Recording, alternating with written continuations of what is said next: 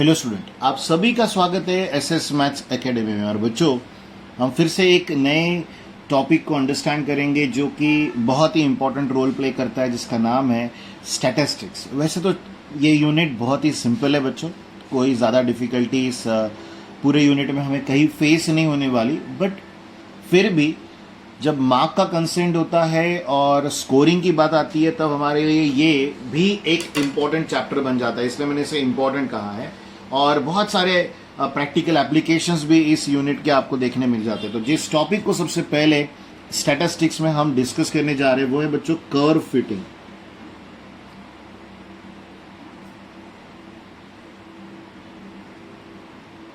Very important one. क्या नाम है बच्चों? Curve fitting. बच्चों, इस टॉपिक में जिस मेथड से हम काम करने वाले हैं वो है लीस्ट स्क्वायर मेथड।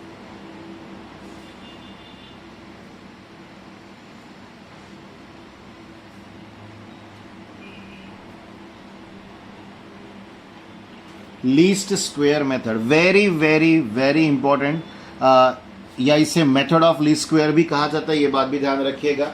इस पर्टिकुलर मेथड में हमें किसी भी गिवन डेटा के लिए, जहां पर आपको एक्स और वाई दोनों की गिवन वैल्यूज पता रहेगी और कोई भी एक कर्व उसके लिए फिट करने बोलेंगे, और वो कर्व स्ट्रेट लाइन हो सकता है, पैराबोला हो सकता है, या और कुछ भी। करेक्ट। तो ऐसे कंसेप्ट के लिए हम लीस्ट स्क्वायर मेथड को यूटिलाइज करते हैं। तो थ्योरी को इस कंसेप्ट में ना लाते हुए डायरेक्टली न्यूमेरिकल्स पे हम शिफ्ट हो रहे हैं, क्योंकि न्यूमेरिकल आपको हर थ्योरेटिकल कंसेप्ट को समझा देंगे, इसलिए ध्यान से इन न्यूमेरिकल्स को समझिएगा। सबसे पहले क्वेश्चन देखो क्या हमें बोला गया है। Fit a straight line, fit A straight line to the following data, to the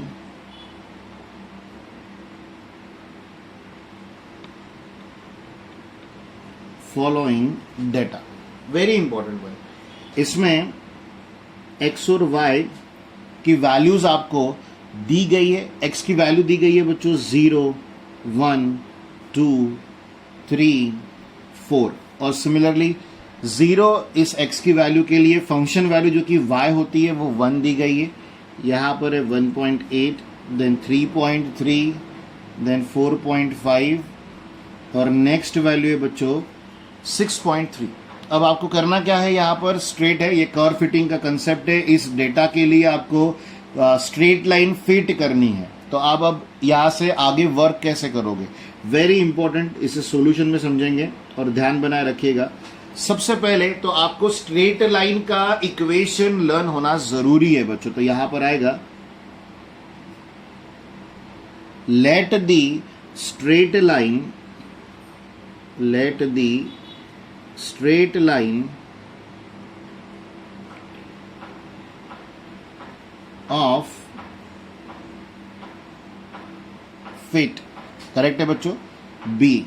अब ये जो स्ट्रेट लाइन का इक्वेशन मैं आपके आगे लिख रहा हूं, इसमें बहुत सारे वेरिएशंस भी आपको देखने मिलते हैं, और वेरिएशन सिर्फ कांस्टेंट में देखने मिलते हैं बच्चों। तो ये y is equals to a plus B X है, but it doesn't mean that कि a और b इन दो अननोन्स की जगह पर, इन दो कांस्टेंट की जगह पर कोई और नहीं हो सकता। ऐसे थॉट बिल्कुल भी मत रखिएगा। a और b के जगह पर a नॉट a1 या b नॉट b1 इस तरह के, या C नॉट C1 इस तरह के किसी भी कांस्टेंट का नाम लिखा हो सकता है। लेकिन स्ट्रेट लाइन का इक्वेशन जिसमें x और y दोनों के पावर स्ट्रिक्टली क्या है बच्चों, 1 है, तभी तो उसे स्ट्रेट लाइन कहा जा रहा है। तो वही रहेंगे, उसमें कोई चेंजेस नहीं आएगी। कांस्टेंट में चेंजेस हो सकते हैं, वो पर्टिकुलर न्यूमेरिकल में चेंजेस आपको गिवन दिए जाते हैं। बट कंसिडर करो कि ऐसा न्यूमेरिकल है जिसमें स्ट्रेट लाइन का इक्वेशन मेंशन नहीं है, तो आपको हमेशा y is equals to a plus B X ही लेना है, जिसे आप स्लोप इंटरसेप्ट फॉर्म कहा करते थे 11-12 स्टैंडर्ड में। तो y is equals to a plus B X आ गया।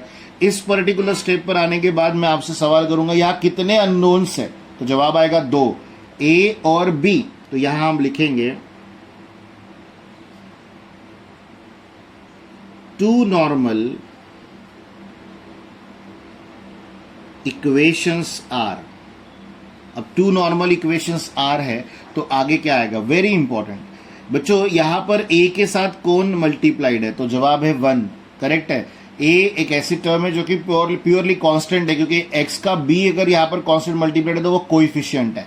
तो यहां a के साथ कौन सी वैल्यू है, तो जवाब है 1। तो आपको यहां पर पहले इस इक्वेशन को 1 से मल्टीप्लाई करना है। तो आपके दिमाग में चलेगा सर 1 से मल्टीप्लाई करना है, इसका मतलब हमें ज्यादा मेहनत नहीं करनी पड़ेगी, जो दिख रहा है इक्वेशन वही इक्वेशन आएगा। फिर लगाना है बच्चों उसे समेशन। जैसे ही आप यहां पर समेशन लगाते हो y को तो वो yi हो जाएगा, और यहां पर एक कांस्टेंट को समेशन लगेगा। तो मैं आपको यहां रफ में कुछ एक्सप्लेन कर देता हूं कि जब कभी भी किसी कांस्टेंट को बच्चों समेशन लगता है, जहां पर एक i जो है वेरी करता है 1 से लेकर n तक, ये बात हमेशा ध्यान रखिएगा।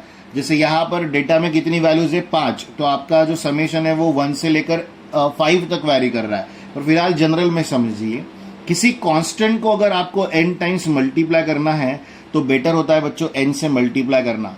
एक इसके लिए एग्जांपल आपको देता हूं, कंसिडर करो 3 + 3 + 3 आपको करना है, तो आप इसे 3 × 3 करेंगे तो भी आंसर सेम ही मिलेगा। और सिर्फ ऐसा 3 + 3 + 3 के लिए नहीं, किसी भी वैल्यू के लिए कितने बार भी मल्टीप्लाई करके आपको ये कंसिडरेशन जस्टिफाइड ही मिलेगा। तो चलिए यहां से आगे बढ़ते हैं कर्व फिटिंग में और डिस्कस करते हैं ये टर्म को। तो समेशन जब लगाओगे a को तो वो a ने बनेगा बच्चों, देन आ जाएगा b, देन आ जाएगा समेशन x का टर्म। तो ये है x को i लगेगा जैसे y को लगाता। तो ये है आपका पहला नॉर्मल इक्वेशन बच्चों, ध्यान रखिएगा। अब b, सेकेंड कांस्टेंट कौन है, b है। b के साथ क्या मल्टीप्लाइड है, जवाब है x। तो इस इक्वेशन को x से मल्टीप्लाई करो। अब वो रफ वर्क है, मैं फेयरली उसे कभी भी नहीं लिखता। तो यहां पर x से मल्टीप्लाई करोगे तो ये xy हो जाएगा, ये ax हो जाएगा, और ये हो जाएगा बच्चों bx²। तो यहां जब आप उसे समेशन लगाओगे, यह टर्म क्या हो गई थी xy, तो यहां xi yi की टर्म आ जाएगी। देन आएगा a, समेशन ऑफ xi आ जाएगा। देन आएगा बच्चों b, x × x क्या हो जाएगा x², तो वो xi² हो जाएगा। तो बेसिकली जो नॉर्मल इक्वेशन इस इक्वेशन से फॉर्म होते हैं वो आपको लर्न करने की जरूरत ना पड़े, इसलिए मैंने ये एक्सप्लेनेशन दिया है। तो एक बार फिर से सुनो इस एक्सप्लेनेशन को बच्चों। a और b ये दो अननोन कांस्टेंट है, इसलिए दो ही नॉर्मल इक्वेशन हम यहां फॉर्म कर रहे हैं। a के साथ कोई भी वेरिएबल नहीं है तो 1 है, 1 से इस इक्वेशन को मल्टीप्लाई करोगे तो यही इक्वेशन रहेगा। फिर लगाओगे समेशन, समेशन लगने पर यहां पर समेशन y आएगा। यहां कांस्टेंट को जब कभी भी समेशन लगता है n से मल्टीप्लाई करना होता है, ये बात को गांठ मान लीजिए, करेक्ट। इसके बाद b के साथ x था तो समेशन xi आ गया।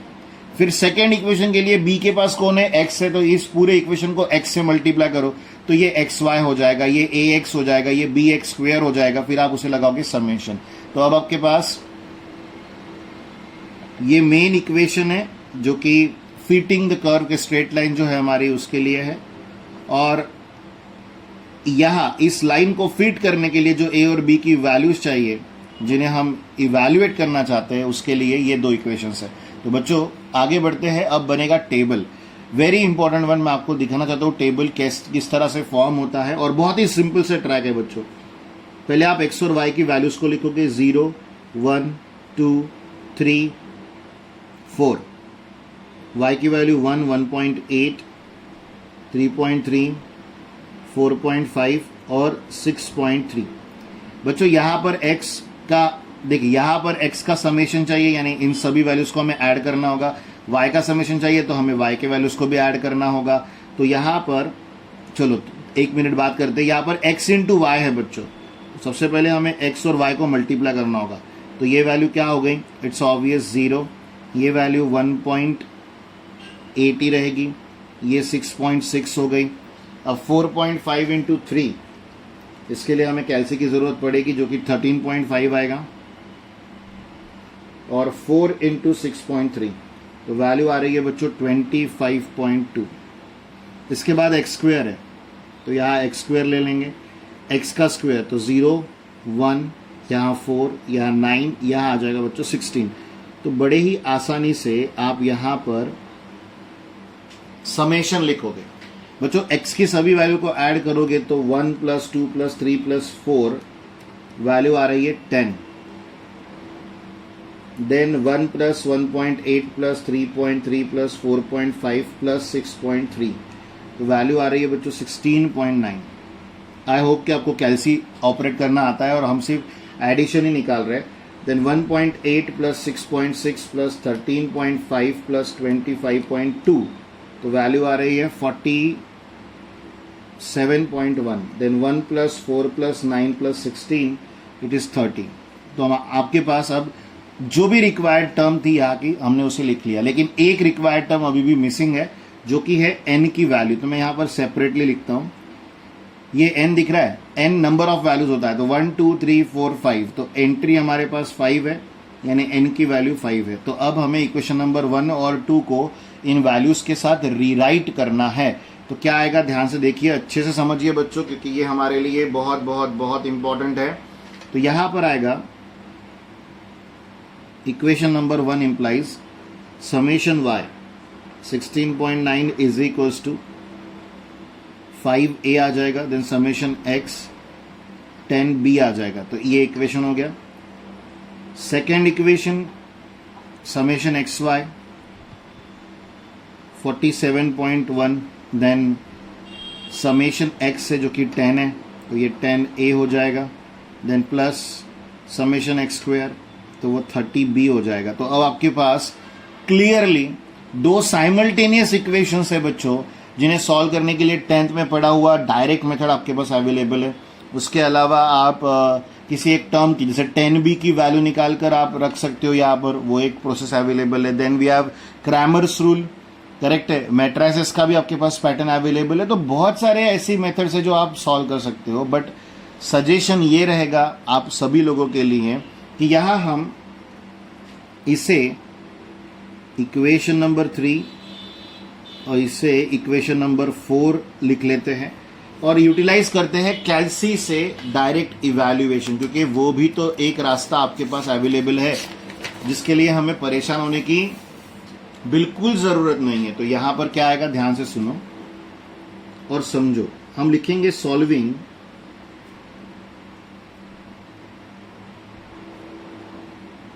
इक्वेशंस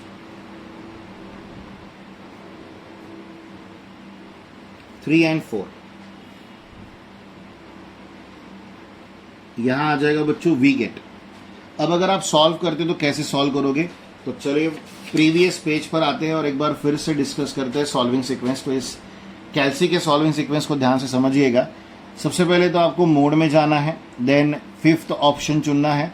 यहाँ पर दो अननोन्स की कहानी है तो ऑप्शन नंबर 1 आएगा बच्चों। इसके बाद आप कोएफिशिएंट a का लोगे, पहले तो 5 है, दूसरा कोएफिशिएंट 10 है, देन बच्चों 16.9 है। आगे बढ़ते हो तो a का कोएफिशिएंट 10 है, फिर 30 है बच्चों, फिर है 47.1, then is equals to value पढ़िए, a की कितनी है 0.72 और b की कितनी है 1.33। ये मत बोलिएगा सर यहाँ पर x और y दिखाई दे रहा है करके, जवाब ये है यहाँ क्या है, मल्टीप्लायर्स आपने किसके कोएफिशिएंट्स एंटर किए थे, a और b के। तो ये बात आपको ध्यान रखनी होगी कि आप a और b के कोएफिशिएंट के नाम पर उन्हें कैलसी में जब लिखते हो तो वो x और y के कोएफिशिएंट बन जाते हैं, इसलिए इवैल्यूएशन में आपको वैसे प्रेजेंटेशन वाइज डिफरेंस दिखाई देता था। सॉल्विंग इक्वेशन नंबर 3 एंड 4, आपको a की वैल्यू मिल गई बच्चों और आपको फिर मिल गई है b की वैल्यू जो कि आएगी 1.33। और इस पर्टिकुलर टर्म को सॉल्व करने के बाद आपको फ्रॉम कैपिटल A इन दोनों वैल्यूज को उसमें रखते हुए लिखना है 0.72 प्लस 1.33x, और ये है बच्चों गिवन डेटा का स्ट्रेट लाइन जो कि उस डेटा को फिट करता है, यानी आपको ये जो गिवन न्यूमेरिकल दिया गया था इसे वो फिट करता है। ये उस टर्म से कंक्लूड होता है बच्चों, जिसे आप होपफुली प्रॉपर वे में समझ पा रहे हो, यही मैं होप करता हूँ, और इम्पोर्टेंट बात हमारे लिए वही होती है। तो चलिए आगे बढ़ते हैं इस फिटिंग द कर्व के बाद और डिस्कस करते हैं नेक्स्ट न्यूमेरिकल को। तो बच्चों सेकेंड न्यूमेरिकल है, फिर से fit a straight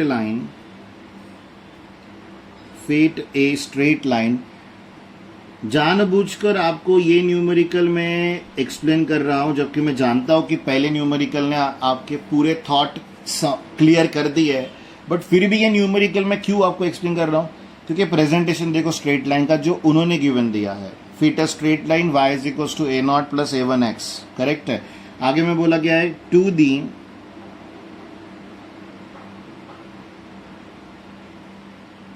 following data by the method of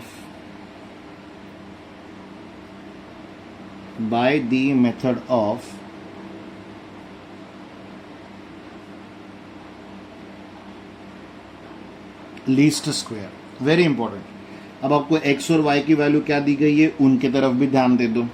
तो 0 1 3 6 8, y की वैल्यूज है 1 3 2 5 4। ओके बच्चों, तो हमारे पास फिर से एक न्यू न्यूमेरिकल आ गया जिसमें कंसेंट सेम ही है, कोई चेंजेस नहीं है, ना स्टेप चेंज होने वाले, बट हाँ लिखने का तरीका जरूर चेंज होने वाला है। तो उस पॉइंट की तरफ ध्यान दीजिएगा बहुत अच्छे से। तो बस सबसे पहले क्या होगा, हाँ, आपको स्ट्रेट लाइन का इक्वेशन फिट करना है, करेक्ट है बच्चों। तो अगर आप उसे फिट करते हो तो किस तरह से फिट करोगे, तो आप वो लिखोगे, करेक्ट है। स्ट्रेट लाइन का इक्वेशन हमारा हमेशा की तरह जो होता है y इज इक्वल टू, पर उन्होंने वो गिवन दिया है कहीं ना कहीं, तो उस पॉइंट ऑफ व्यू में भी इसे अंडरस्टैंड करके चलो। तो सबसे पहले क्या आएगा बच्चों,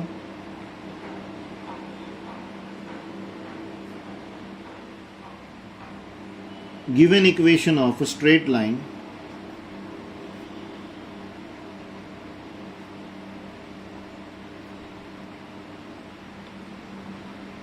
is y is equals to a0 plus a1x। Capital A आ गया यहां पर। अब कितने अननोन से याद दो, तो आप यहां पर लिखोगे 2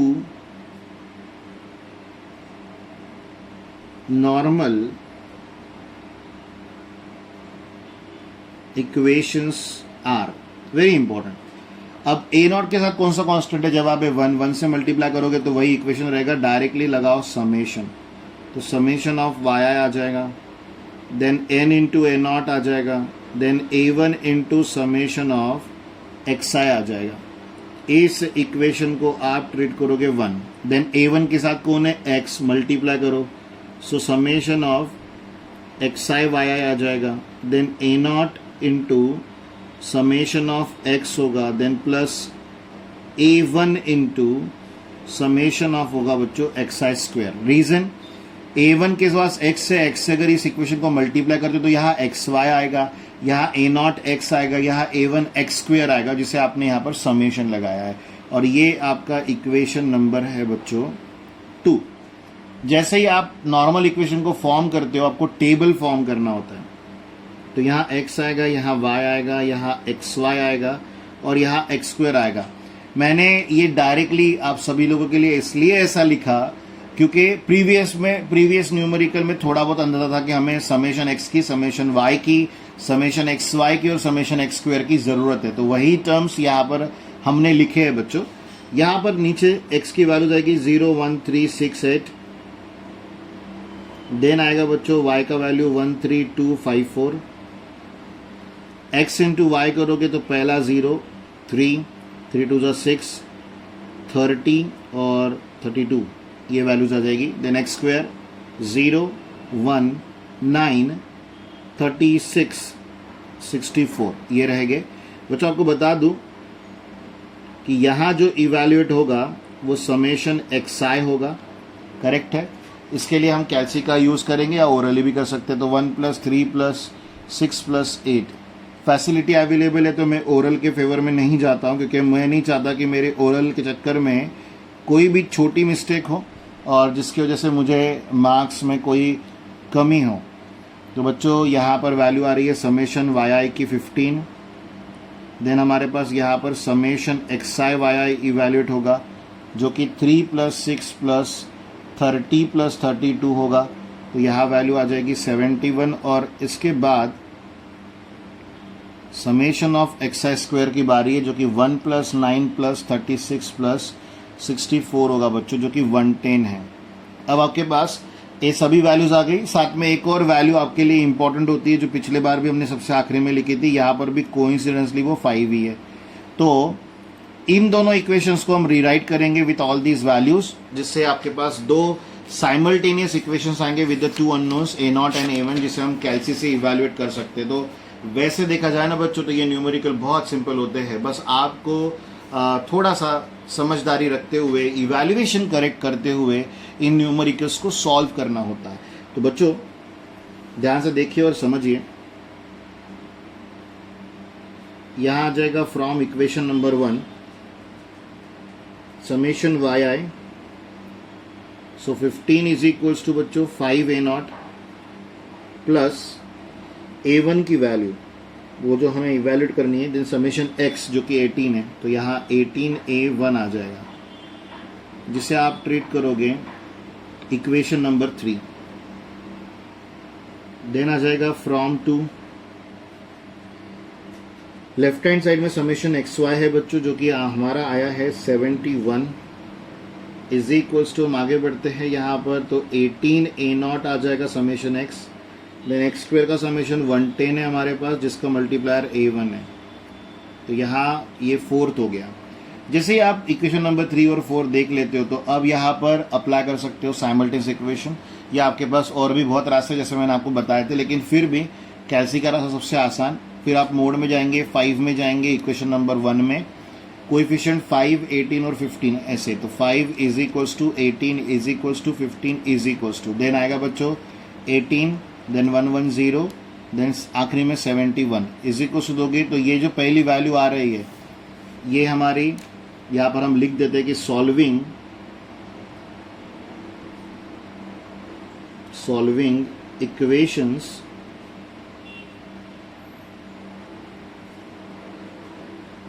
three and 4 we gate.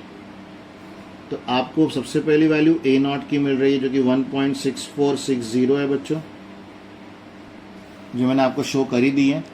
Then A1 की वैल्यू ये है 0.3761।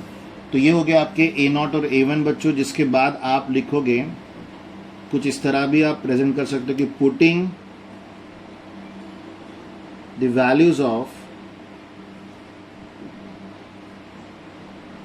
A0 and A1 in equation, जिसे हमने ट्रीट किया था बच्चों कैपिटल A, तो यहाँ पर आ जाएगा y is equals to 1.6460 plus 0.3761x, और ये है इस गिवन डेटा को फिट करने वाला स्ट्रेट लाइन जो हमें पूछा गया था। तो बच्चों होप ये करता हूँ कि आप सभी ने इन दोनों न्यूमेरिकल से जो स्ट्रेट लाइन को फिट करने का जो कंसेप्ट है उसे अंडरस्टैंड कर लिया होगा। इसमें एक एडिशनल कंसेप्ट मैं और लेना चाहता हूं, जिसे कहीं ना कहीं शिफ्ट ऑफ ओरिजिन कहते हैं, और इस न्यूमेरिकल को इसलिए महत्व है क्योंकि ये न्यूमेरिकल आपके अब तक जो कंसेप्ट बने हैं ना, उन्हें पूरी तरह से खराब कर सकता है। तो एक न्यूमेरिकल इस तरह का बनता है जिससे आप लोग रिलैक्स हो जाएंगे कि all type of numerical solve करने में कॉन्फिडेंस भी आपको आ जाएगा। सो यहां पर है बच्चों, find the relation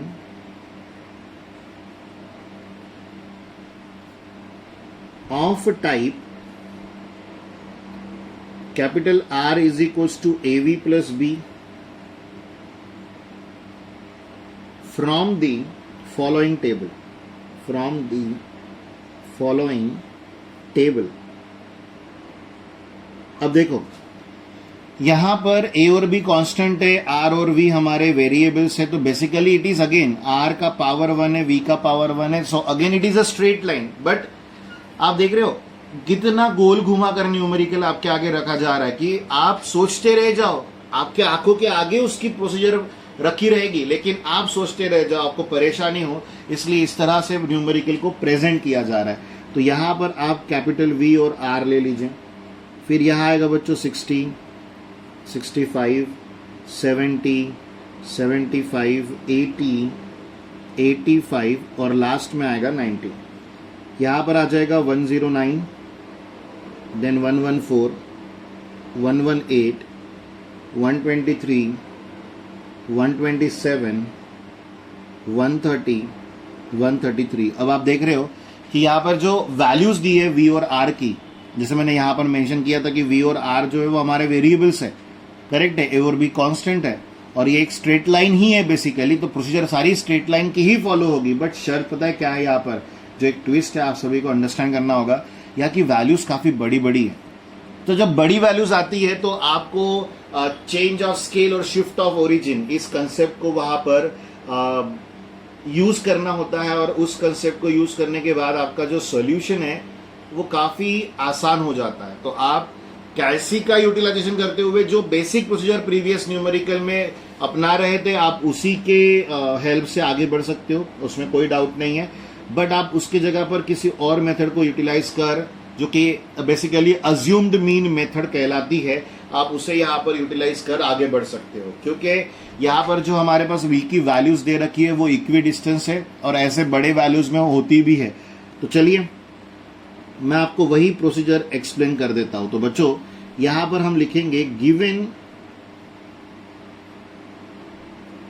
relation is capital R is equals to A V plus B. ये आपके लिए कैपिटल ए इक्वेशन है। इसमें कितने अननोन्स है? जवाब है 2। अब अगर आप इसी टर्म के चलते यहां से आगे बढ़ते हो तो आपको जो प्रोसीजर प्रीवियस न्यूमेरिकल में सॉल्व करनी पड़ी वही करनी होगी। बट मैंने आपको कहा ना कि हम यहां पर शिफ्ट ऑफ ओरिजिन वाला कंसेप्ट अपनाने जा रहे हैं, तो वो कहीं ना कहीं आपको एक जो ट्विस्ट है उसको समझाने के बाद ही मैं एक्सप्लेन कर पाऊंगा। और वो ट्विस्ट क्या है? Very very very important. जो आप यहां पर v की वैल्यू लेकर चल रहे हो उसे हम कन्वर्ट करेंगे बच्चों स्मॉल v के स्ट्रक्चर में। यानी ये जो v है आपको चेंज करना होगा किसी और पैटर्न में। उस टर्म के लिए कुछ एक्सप्लेनेशन थेरोटिकल, ध्यान से सुनिएगा और देखिएगा। बच्चों कंसीडर ये कर लो कि ये आपका कैपिटल V है जो हमें गिवन दिया गया था, और हम जो कंसीडर करने जा रहे हैं वो स्मॉल v है, ठीक है। इस पर्टिकुलर टर्म के यहां पर इंट्रोड्यूस होते से ही तो जो स्मॉल v का फॉर्मूला होगा वो होगा बच्चों capital V minus assumed mean divided by class interval, या आप सिर्फ इंटरवल लिख सकते हैं।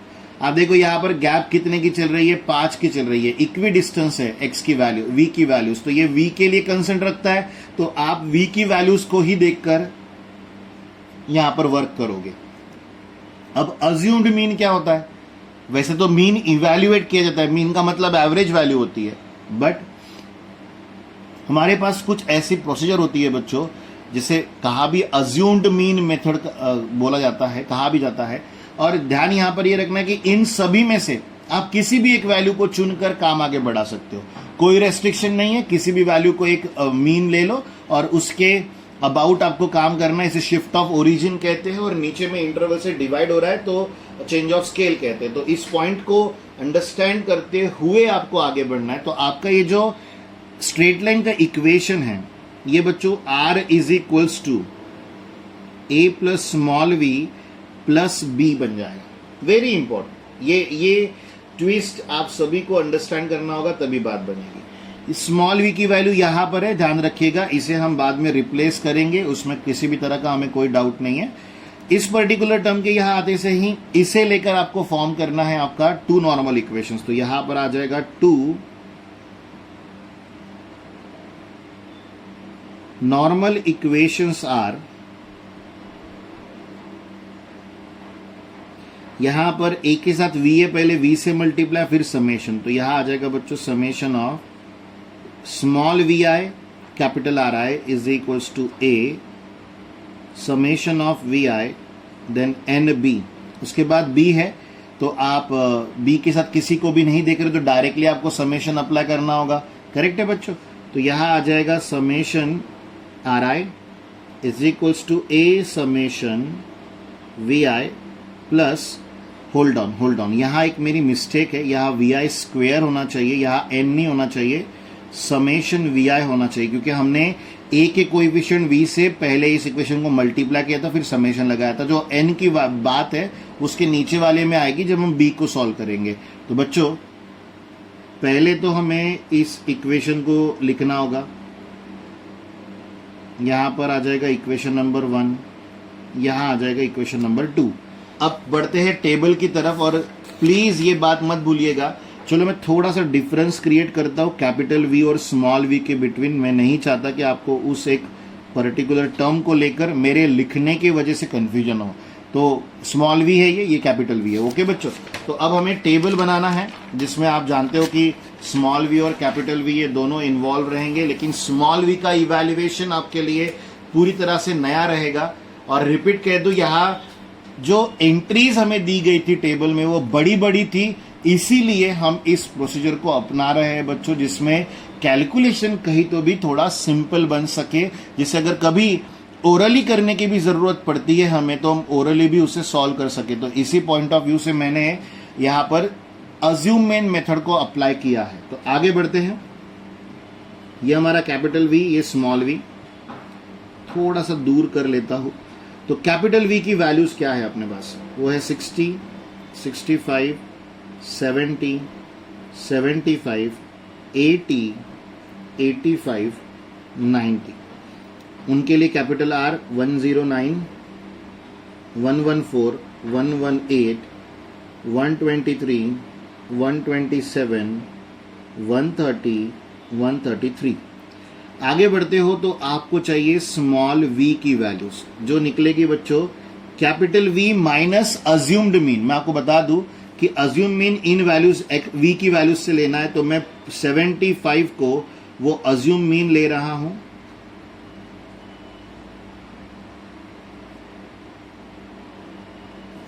वैसे आप किसी को भी ले सकते हो, सर ने 75 चुना है तो मैं भी 75 ही चुनूं, ये जरूरी नहीं। और इंटरवल यहां देख रहे हो, वैल्यूज इक्वी डिस्टेंस है, कितनी गैप है बच्चों? 5 की, तो वो 5 यहां आ जाएगा। अब इवेल्युएट करो, 60 माइनस 75 इज -15, -15 बाई 5 -3। आपको पहली वैल्यू -3 मिली और ये सारी वैल्यू इक्वी डिस्टेंस है, तो उसके बाद सिर्फ और सिर्फ +1 करते चलो सभी वैल्यूज में, बाकी इवेल्युएट करने की जरूरत नहीं। तो आपको समझ आ रहा होगा कि हमने अज्यूम मीन मेथड को क्यों चुना। एक ही वैल्यू को इवेल्युएट करना पड़ा, बाकी सभी वैल्यूज में +1 करते चले गए तो हमें आंसर्स मिल गए। इस पर्टिकुलर टर्म के यहां आ जाने के बाद आप वी स्क्वायर निकालोगे, जो कि आएगा 9, 4, 1, 0, 1, 4, 9। इससे आगे बढ़ते हो तो स्मॉल वी इंटू आर आ जाएगा, ये वैल्यू इंटू ये वैल्यू। अब थोड़ा सा कैलकुलेशन, अच्छा स्मॉल वी इंटू आर, तो इन दोनों का मल्टीप्लीकेशन हमें यहां लिखना होगा। थोड़ा सा कैलकुलेशन डिफिकल्ट है, लेकिन कैलसी की हेल्प है। तो -327, देन -228, देन -118, नेक्स्ट वैल्यू 0 आएगी, फिर 127 आएगा, 130 का डबल्ड पूछ रहे हैं तो 260 आएगा, और 133 का 3 टाइम्स, ये 399 आ जाएगा। ओके बच्चों, अब हमें क्या चाहिए? समेशंस चाहिए। किस किस के चाहिए? तो आपको मैंने समझाया था, हमें कैपिटल वी का इवैल्यूएशन किसी भी तरह से रिक्वायर्ड नहीं है, क्योंकि हमने इक्वेशन स्मॉल वी में कन्वर्ट कर लिया था। आई होप कि आपको वो याद हो। तो यहां पर जो पहला समेशन है वो समेशन आर आई का है बच्चों, जो कि आ रहा है 854। हमें समेशन वी की जरूरत है तो उसे आप इवैल्यूएट कर लो, और बहुत ही सिंपल होती है। ये स्मॉल वी आई है 0 है बच्चों, इसके बाद स्मॉल वी आई स्क्वेयर है। तो यहां पर देखो 9 + 1 10, 14, 14 2 = 28, तो ये 28 हो गया। लास्ट में summation small V I capital R I आएगा, तो यहाँ निगेटिव या पॉजिटिव कैलसी की हेल्प आपको लेनी पड़ेगी, तभी वैल्यू आएगी। तो यहाँ आ जाएगा 113। और बिल्कुल भी ये मत कीजिएगा कि सर आपने कैलसी यूटिलाइज नहीं किया। एक्चुअली मैंने वीडियो लेक्चर के पहले ही कैलसी से इन इवैल्यूएशंस को निकाल के रखा था कि कहीं हमारा समय वेस्ट ना हो, और आपको जो कंसर्न है न्यूमेरिकल का वो कहीं छूट ना जाए। तो बच्चों अब इक्वेशन नंबर 2 है, जहां पर इंप्लाइज आएगा समेशन वी आई आ रहा है पहला टर्म, तो यहां पर आ जाएगा 113 is equals to a into vi square, so it is 28 into a, then b into vi 0 है हमारा, तो खत्म होगी बात। यहीं पर आपको a की वैल्यू मिल जा रही है क्योंकि b तो आ ही नहीं रहा, सो 113/28 आ गया, तो a की वैल्यू आ रही है पॉइंट में 4.0357, ये a की वैल्यू है बच्चों। इस a की वैल्यू के यहां आ जाने के बाद आप आगे बढ़ोगे b के लिए। अब इक्वेशन नंबर, सॉरी ये शायद 1 था, सॉरी यहां पर 2 है। आगे बढ़ते हो यहां से, तो लेफ्ट हैंड साइड में समेशन आ रहा था जो कि 854 है, then is equals to a की वैल्यू हमें पता है तो मैं डायरेक्ट रखते हुए चल रहा हूं उसे, इनटू समेशन vi 0 है तो ये वैल्यू भी गई, और b के साथ है n कितना है, 1 2 3 4 5 6 7 है, 7 है बच्चों, तो 7b आ जाएगा। फाइनली b की वैल्यू निकालनी है तो 854 को 7 से डिवाइड करना होगा बच्चों, और इसके आगे b इवैल्यूएट होकर आंसर देगा हमें 122।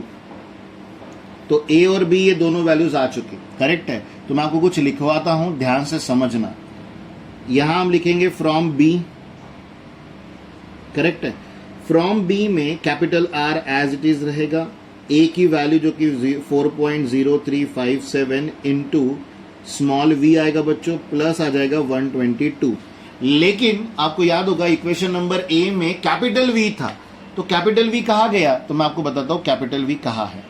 आप देख रहे हो रिलेशन, आपके पास स्मॉल v की वैल्यू अवेलेबल है, इसे उठाओ और यहां पर रखो।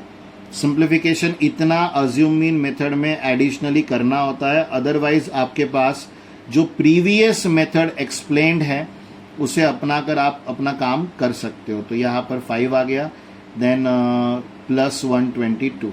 बच्चों बहुत ही सिंपल है, इस 5 से इसको रिड्यूस कर दो, सो 4.0357 डिवाइडेड बाय 5 आएगा, जिसकी वैल्यू आ रही है 0.8071।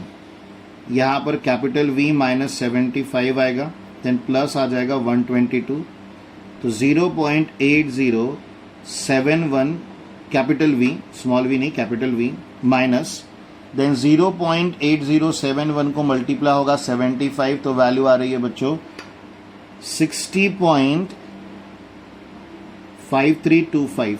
डन बच्चों, then plus 122, so finally capital R is equals to 0.8071 capital V।